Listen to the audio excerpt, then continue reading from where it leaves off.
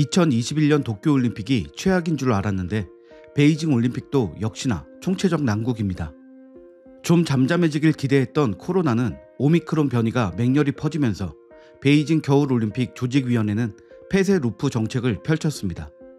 사실상 올림픽이 열리는 베이징 등 세계 인접 도시를 원천 봉쇄하는 것으로 도시를 음압 격리 병상처럼 폐쇄해 관리하는 방침입니다. 선수단과 취재진 등 올림픽 관계자 전원의 입국부터 출국까지 머무는 공간을 외부와 완전히 차단해 폐쇄 구역으로 만들어 코로나19의 감염을 막는다는 것입니다. 이 지역을 벗어나면 최대 실격 처분까지 처해질 수 있습니다.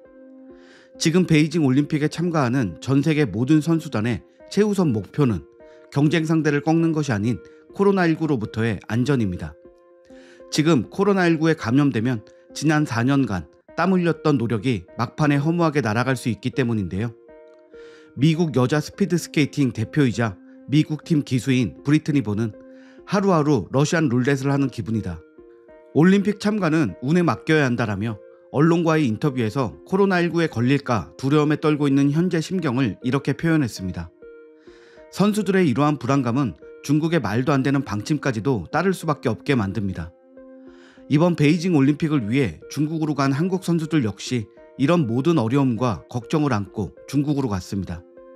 하지만 우리나라 선수들에게는 다른 나라 선수에게는 없는 두 가지가 있었는데요. 한국 선수단 보호 조치인 이것은 다른 나라 선수들과 관계자들까지 관심을 갖게 만들었습니다. 그중 한 가지는 베이징 동계올림픽 감염병 대책반입니다. 질병청은 베이징 동계올림픽 선수단의 코로나19 감염을 예방하고 국내 유입을 최소화하기 위한 대응 계획을 마련했습니다. 바로 지난 1월 31일부터 베이징 현지 선수단 종합상황실에 역학조사관을 파견하여 24시간 대응 체계를 가동하고 있는 것인데요. 질병관리청은 감염병 위기 대응국장을 대책반장으로 베이징 동계올림픽 감염병 대책반을 구성해 선수촌 내 코로나19 발생에 대비한 실시간 모니터링 및 한국 선수단의 방역 지원 등의 업무를 수행하도록 하고 있습니다. 문화체육부, 대한체육회 등과 긴밀한 협조 체계를 유지해 대응 체계를 가동하고 있으며 패럴림픽 기간에도 우리 선수단 보호 조치를 적극 추진한다는 계획을 밝혔습니다. 우리나라의 이 같은 일은 다른 나라 선수들이 보며 부러움을 사기에 충분합니다.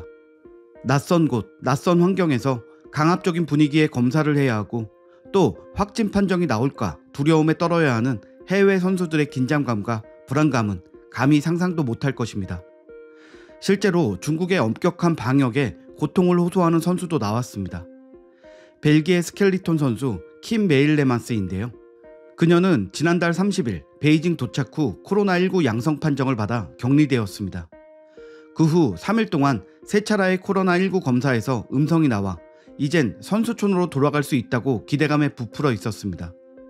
하지만 그녀를 태운 앰뷸런스는 또 다른 격리 호텔로 향했고 놀란 메일레만스는 결국 절망하며 인스타그램에 해당 영상을 올렸습니다.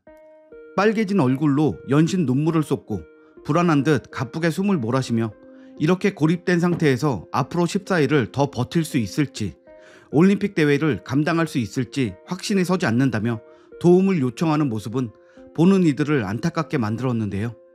그런 호소가 각종 소셜미디어를 타고 확산되자 결국에 IOC 측은 원래 메일레만스를 선수촌으로 옮기려 했으나 당시 선수촌 내 남은 1인실이 없었기 때문에 임시로 호텔로 배정한 것이라는 해명과 함께 그녀를 선수촌으로 보내주었습니다. 메일레만스는 첫 올림픽이었던 2018년 평창 대회에서 14위에 그쳤지만 올 시즌 월드컵 대회에서는 동메달 1개를 따냈습니다. 최근 6차례의 레이스에서 5번이나 6위 안에 들며 메달 가능성이 높은 선수로 지목되었습니다.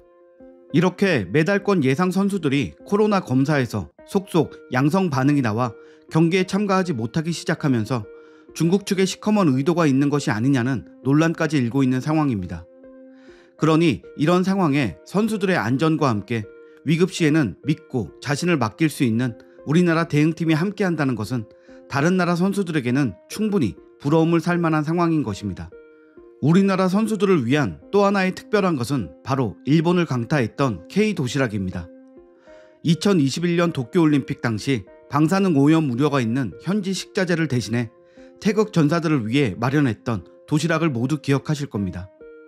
한국에서 직접 공수한 식자재로 도시락을 만들어 선수단에게 제공했었는데요. 당시 일본 언론은 한국이 도시락을 제공하는 것에 대해 불편한 심기를 드러내 논란이 되기도 했었습니다.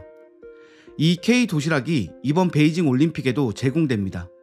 4일 개막부터 시작해 선수들에게 아침, 점심, 저녁 도시락을 만들어 배달하는 것인데요. 외부 식당은 전혀 이용할 수 없기 때문에 선수단의 사기를 끌어올려주는 맞춤형 음식이 준비됩니다. 일본 때처럼 식당의 재료 자체에 문제가 있는 것은 아니어서 선수들은 선수촌의 식당을 이용해도 됩니다.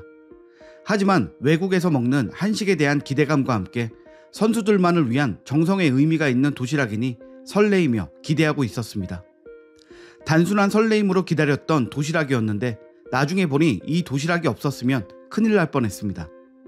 앞서 조직위원회가 각국 선수들을 위한 수백 가지의 메뉴를 자랑했습니다. 현지 언론에 따르면 대회 기간 만들어지는 메뉴는 약 680여 종입니다. 대형 뷔페에서 다양한 수백 가지의 음식을 먹을 수 있다며 선수들은 기대했었는데요. 하지만 선수들은 빠르게 실망하기 시작했습니다. 고기만 거창하게 깔려 있는데 정작 실속은 없다. 로봇이 만들어주는 음식이라 기대했지만 밥에 고기를 대충 비벼서 나온 음식은 정체를 알 수 없었다. 너무 느끼해서 육류를 피하게 된다 등의 의견들과 함께 올림픽 역사상 음식에 대한 불만이 전혀 없었던 것으로 유명한 평창 올림픽의 음식을 그리워하는 의견들도 있었습니다. 게다가 독일의 반도핑 기구는 중국산 육류를 먹지 말아라, 도핑 검사에서 양성이 나올 우려가 있다고 권고해 선수들을 깜짝 놀라게 만들었습니다.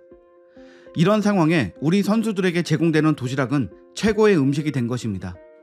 베이징 선수촌에서 15분 정도 떨어진 호텔에 마련된 급식 지원센터는 미리 인력을 파견해 시설을 구축하는 등 시범 운영도 끝내놓은 상태였습니다. 이곳 역시 호텔 객실 이용자와 분리된 동선으로 이동하며 운영 인력은 매일 PCR 검사, 건강 모니터링을 거쳐야 합니다. 거리가 먼 옌칭, 장자커우 선수촌에 입촌한 설상 및 썰매 종목 선수들에게는 사전에 현지에서 먹을 수 있도록 밥, 국, 죽 등 간편식품이 전달되었습니다. 대한체육회 관계자는 진천 국가대표 선수촌 영양사 및 조리 인력 등 14명이 파견돼 4일부터 17일까지 베이징 선수촌으로 한식 도시락을 전달한다고 설명했습니다. 이들의 노력은 대단합니다. 새벽 4시에서 5시 조식 도시락을 만들고 잠시 휴식을 취한 뒤 다시 점심 도시락을 만듭니다. 오후에도 잠깐의 휴식 후 또다시 저녁 도시락을 만드는 일과입니다. 입국 시에도 여러 가지 앱 설치와 이틀 동안의 서류 제출 등 고생을 겪고도 우리나라 선수들을 생각하며 힘들지만 더 고생하는 우리 선수들이 있는 만큼 저희도 더 열심히 해야 한다며 미소를 보입니다. 많은 문제를 보이고 있는 베이징 올림픽은 이제 시작입니다. 그곳에 있는 우리나라 선수들과 수많은 관계자들, 급식을 도와주시는 조리팀 모두 한국으로 돌아오는 날까지 건강하게 잘 마무리하시기를 바랍니다. 오늘 준비한 소식은 여기까지입니다. 구독과 좋아요 부탁드립니다. 감사합니다.